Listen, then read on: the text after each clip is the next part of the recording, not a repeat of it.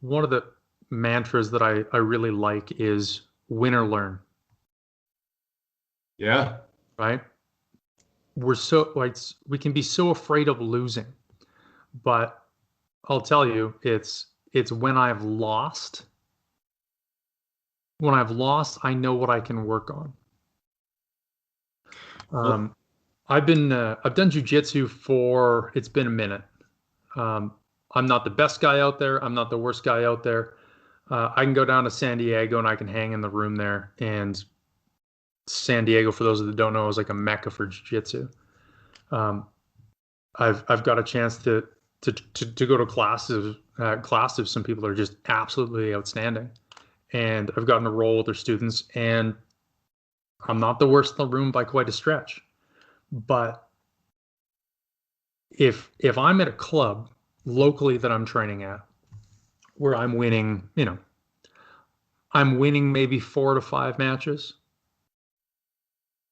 I'm in the wrong room, man. Right? Like about 2 years ago, I had to move out to Alberta, and I went from being in a room full of people that I could beat 4 or 5 of them consistently, and of that 1 in 5, it's not that they necessarily beat me every time. I just wasn't able to tap them. Right? I just wasn't losing. Right? So I went from there to when I came out here training in a gym full of like one guy fought pro in Japan in Shudo, right? There's a couple guys, there's a couple guys that are in the UFC, right? Like guys that are legitimate monsters. And so when I go to the what I call Soul Crushing Wednesdays, which is the wrestling class, and I'm wrestling against a 17-year-old that's 230, 240 pounds that wrestled his entire life, and now wrestles for the local university. And that's my training partner. And I'm like 6'3" and 190 pounds on a good day. And so me going through and working against a guy like that, or a guy like Tanner Bozer, who fights heavyweight in the UFC, and some of these other guys, like me going through and even being able to like get an ankle pick, not even completed, just the fact that I was able to hand fight, get inside, grab the ankle. It might all go pear-shaped from there, but I need to redefine what the victory is.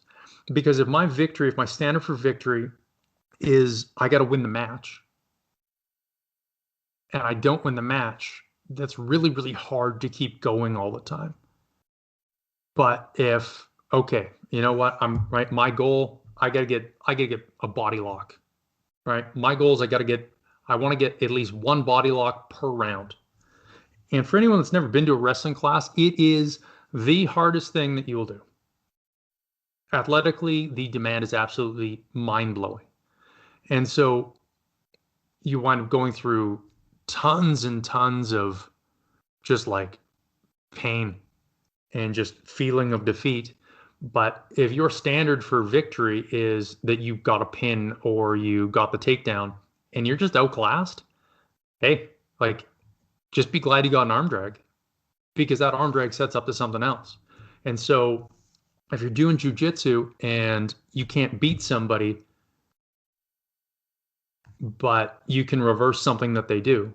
I get a chance to roll with Mitch Clark once in a while, who was the first guy, a Canadian, to finish a Darce choke in the UFC.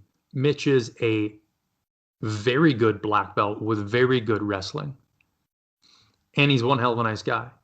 Well, me going through and rolling with him, it's not that I'm going to catch Mitch with anything, because he knows most of what I'm going to go for before I do, because he's shown me some of it. But if I'm rolling with him and I can counter or I can escape anything that he puts me in, I can stuff it, I can shut down what he's doing. That's a victory. Rolling with a guy like that for 5 or 6 minutes and not losing is a victory. Right? Going through and working out of that armbar or that triangle, and being able to do that becomes the victory. And I think that we need to go through and define victory in smaller chunks. because otherwise it's this giant go, no go, and we tell ourselves that we're a failure. And that doesn't help anyone.